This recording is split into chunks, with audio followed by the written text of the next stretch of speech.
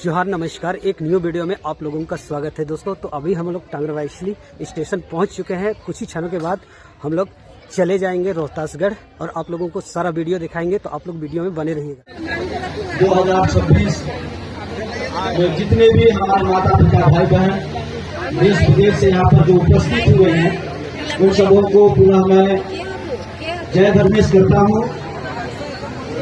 आज का दिन हम सबों के लिए बड़ा ही गर्व का पल है और ऐसे घड़ी में जितने भी हम लोग विभिन्न गोत्र से आते हैं, हमारे पूर्वजों ने बड़ा ही सोच समझकर गोत्र को चुना है और ये सर्वविदित है।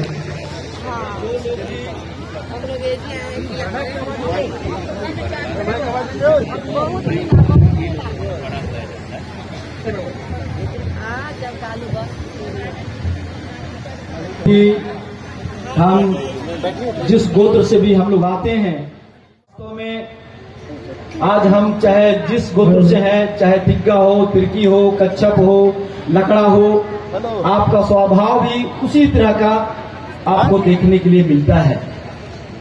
और वास्तव में प्रकृति ने जिस तरीके से पूरे सृष्टि को सजाया है और हम प्रकृति के उपासक होने के नाते हम एक एक चीजों को उसका सम्मान करते हैं।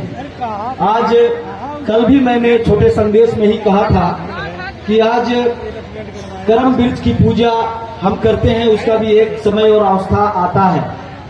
करम वृक्ष की पूजा हम लोग करेंगे, लेकिन आज जब हम अपने पूर्वजों को याद में उनके पूजा के लिए हम लोग यहाँ पर आए हैं और इसीलिए हम चाहे अन्न ग्रहण करते हो, कोई भी कार्य करने के लिए हम जब घर से बाहर निकलते हैं, का दिन जो है हमारे पूर्वजों का दिन है।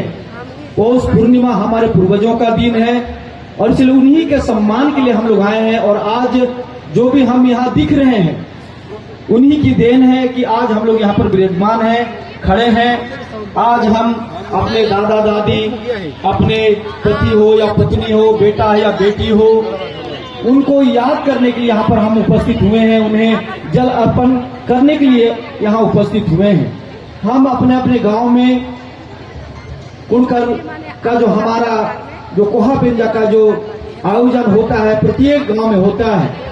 बहुत सारे गांव में इन चीजों को छोड़ दिया गया है, लेकिन अब जिस तरह से बहुत सारे जगहों पर लोग नेपाल चले गए तो वहाँ सरहुल भूल गए, बंगाल चले गए तो वहाँ करम सरहुल भूल गए।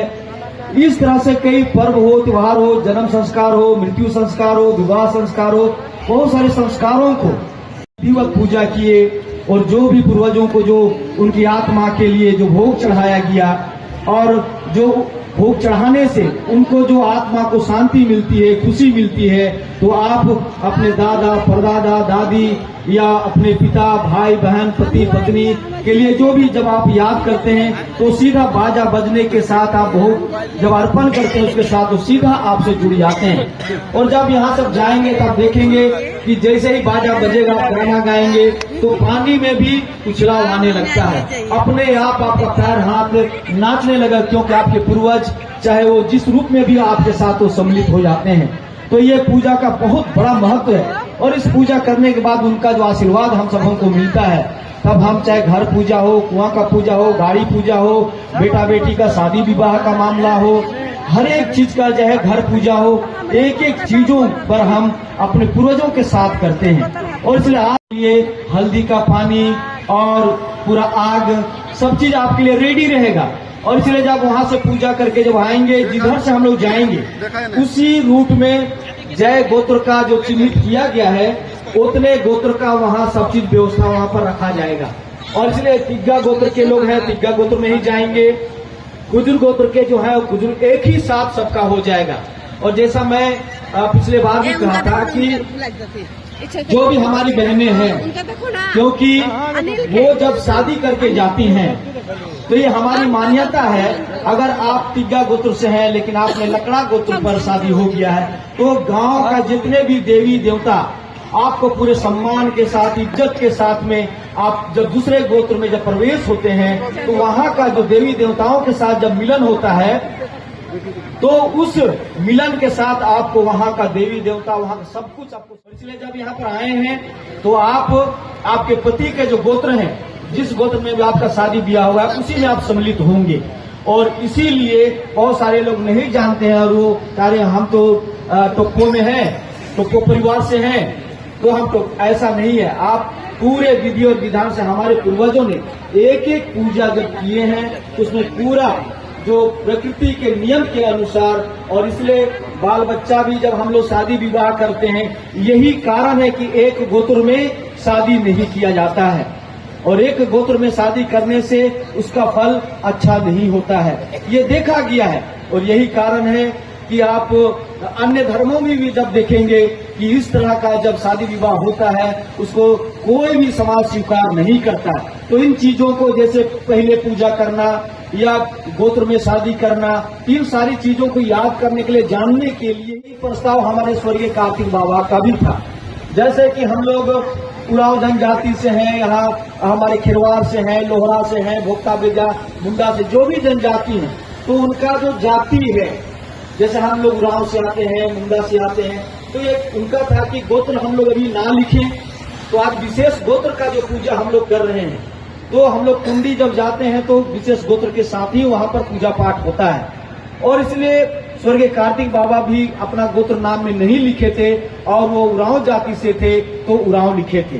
तो अब हम लोग धीरे धीरे ये प्रयास करेंगे कि हमारी पहचान कैसे हो कि हम उरांव हैं, मुंडा हैं, हम खिरवार हैं, बेदिया हैं, भोक्ता हैं। तो अब जिस जाति से हैं उसका पहचान भी जिंदा रहना चाहिए। और यदि हम अपने पहचान को, अपनी संस्कृति को, जिस विशिष्ट संस्कृति से पूरे वर्ल्ड और दुनिया में पहचाने जाते हैं, तो उसका सम्मान और उसको हमें समझने, और जितनी संख्या में यहाँ पर हम लोग आए हैं, ये संख्या दिनों दिन बढ़ती जा रही है और इसका जो संचालन समिति है इसका सम्मान करती है। और खासकर आज हमारे साथ में इसी रोहतासगढ़ किले में जब डॉक्टर परवीन उरांव जी हमारे साथ थे, हम लोग एक साथ इस किला में जब हम लोग आए थे, और सरना रत्न भाई वीरेंद्र भगत की धर्मपत्नी जी भी यहाँ पर हैं, हम लोग एक साथ इसी किला में डॉक्टर परवीन उरांव जी के साथ और उनकी धर्मपत्नी जो मानती जी हैं, श्रीमती मानती जी प्रोफेसर भी हैं, तो ये भी थी उस बैठक में। और यही निर्णय हुआ था कि हम लोग यहाँ से जब यहाँ आए हैं और हम लोग कब वहाँ सिरासीता में हम लोग पूजा करेंगे, और यहीं से दिन का भी तय हुआ था। और हमारे पूर्वज में ये देखा गया था कि माघ महीना में और बृहस्पतिवार का जो दिन है, हमारे पूर्वजों ने पहले से ये दिन चुन रखा है, इसलिए उसी पवित्र ही है, लेकिन एक विशेष दिन एक समुदाय विशेष का होता है और इसलिए बृहस्पतिवार को चुना गया इसी स्थल से।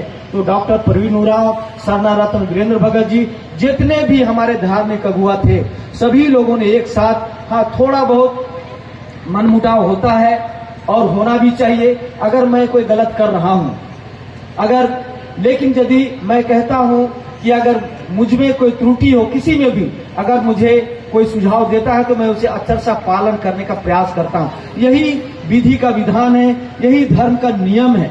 और इसलिए यदि उस नियम का पालन यदि हम यहाँ आकर नहीं करेंगे मनमाने तरीके से, जैसे मैं सुबह ही से सुन रहा था कि करम वृक्ष के पास अभी आप लोग पूजा ना करें, क्योंकि आप जिस पूजा के लिए आए हैं सबसे पहले आपका मन, शरीर, आत्मा उसी में लीन होना चाहिए।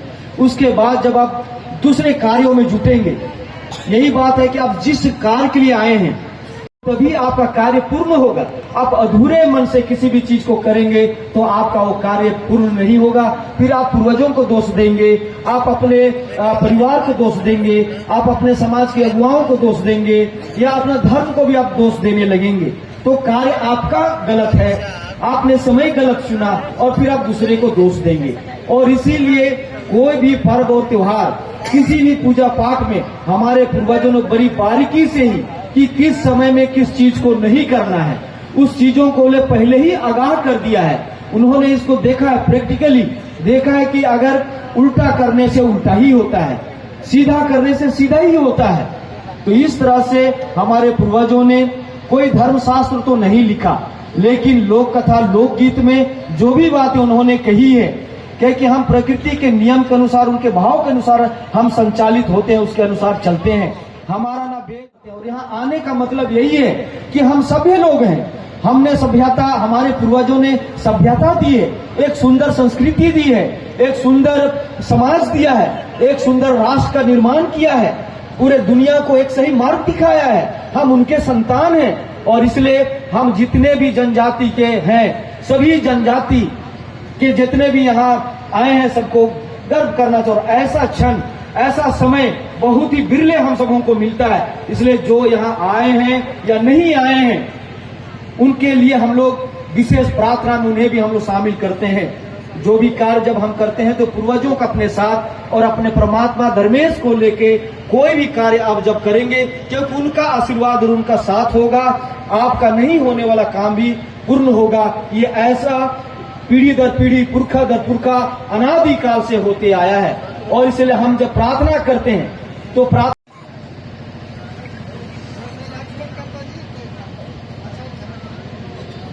अनादि मल मुंजना मल का नीनुम हृदय धर्मे बंगायो। हम किनकी पूजा आराधना मानते हैं? जो शाश्वत है, जो अनादि है, जो अनंत है, जो हमें आनंद प्रदान करता है। ना उसका ओर है, ना छोर है, ना आदि है, ना अंत है। जो अनादि है, उसी की गोद में पूरा धरती ब्रह्मांड पूरा सब कुछ चल रहा है। तो हम सभी एक छोटा सा आदना सा चींटी के समान हम लोग इस प्रकृति की गोद में अपना जीवन बसर करने के लिए कुछ दिन के लिए आए हैं। इस मेला में हम क्या लेके आए हैं, क्या लेके जाएंगे, हमारे साथ हमारा धर्म ही जाएगा, हमारा कर्म ही जाएगा। हम जैसा कर्म करेंगे वैसा ही हमें फल मिलेगा। ये वेदों और शास्त्रों में भी लोग कहते हैं। और सनातन की धर्मपत्नी वीरेंद्र भगत जी भी हैं, इनका उद्बोधन होगा। और इसके बाद में हम सभी लोग कार्यक्रम को ऐसा इसलिए कि हम अपने अतीत को और अपने जो अग्रणी भूमिका समाज को जो अगुवाई करते हैं, हमें समय पे समय हमें हमेशा याद करते रहना चाहिए। और जब हम उनको सम्मान देंगे, हमारे आने वाला पीढ़ी इन्हीं चीजों को सीखता है। और जो भाईचारगी, जो प्रेम और भाव हमारे पूर्वजों ने दिया है, एक चींटी तक एक कीड़ा मकोड़ा के लिए भी हिस्सा निकालते हैं, पति पत्नी गांव के हर एक लोगों के लिए। क्योंकि हमारे पूर्वजों ने भीख मांगना नहीं सिखाया है। चाहे आप जन्म संस्कार में जाते हैं, मृत्यु संस्कार में जाते हैं, विवाह संस्कार में जाते हैं, किसी भी पर्व त्योहार में हम लोग जाते हैं और वहां हम अपना खाते हैं। हम स्वाभिमानी हैं, किसी का बोझ हम लोग कभी नहीं बनते। ये हमारी संस्कृति है, ये हमारे पूर्वजों ने हमें ये दौलत दिया है। ये अपना क्षमता के अनुसार, किसी ने कहा कि मैं झंडा दूंगा, किसी ने कहा मैं फलना चीज दूंगा, तो उसकी घोषणा यहाँ की कमेटी के जो अध्यक्ष है, महासचिव हैं, उनके द्वारा जो यहाँ सहयोग राशि उनके द्वारा जो होता है। बाकी यहाँ से जो घोषणा की गई कि आप खाना खाएं या ना खाएं, आपको चटाई मिले या ना मिले, आपको जो भी व्यवस्था, ये आपकी व्यवस्था है।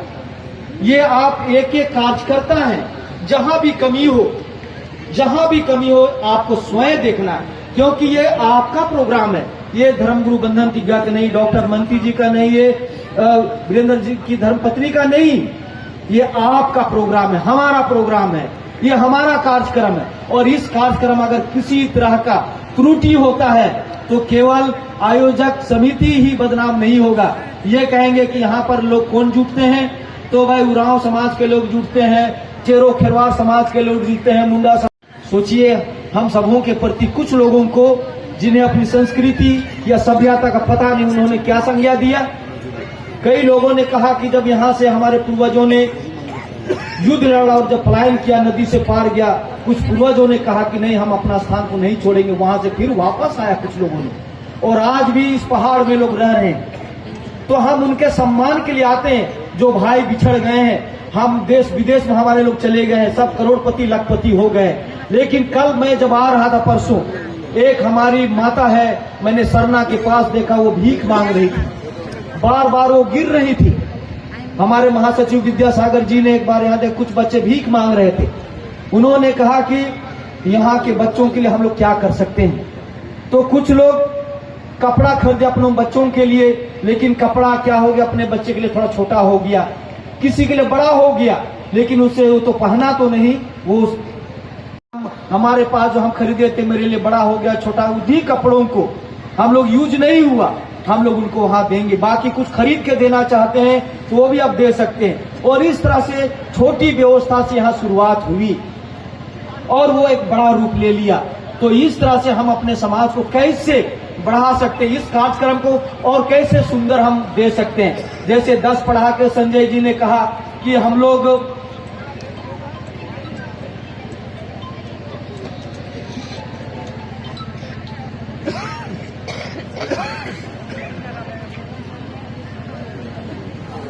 अभी हमारे ये शिव राव जी हैं, और क्या नाम बताए, कहाँ चले गए, अरे इधर आइए ना, कहाँ चले गए, अभी मैंने वैसे कार्यकर्ताओं को वास्तव में सभी लोग से बहादुर राव जी ने देखा कि यहाँ बाल्टी की कमी है। उन्होंने कहा कि हमारे तरफ से जो भी होगा मैं एक बाल्टी की व्यवस्था करूंगा। शिव जी ने देखा कि यहाँ झंडों की कमी है। 500 झंडा कहा गया था, लेकिन झंडा आ जाता तो इतना बड़ा कार्यक्रम हो रहा है, व्यवस्था में थोड़ा त्रुटि होती है, कमी होती है। लेकिन जब कमी देखा गया तो उनके तरफ से कहा गया कि भी मैं जो भी खर्च आएगा 10,000 20,000 में झंडा मेरा प्रत्येक साल के में हमारा तरफ से झंडा रहेगा।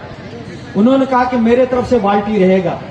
और 10-15 लोगों ने अपने तरफ से डोनेशन दिया है 10-10 हजार रुपया का। कल नाम पढ़ा गया था, आज भी आयोजन समिति के तरफ से उनका नाम यहाँ पढ़ा जाएगा।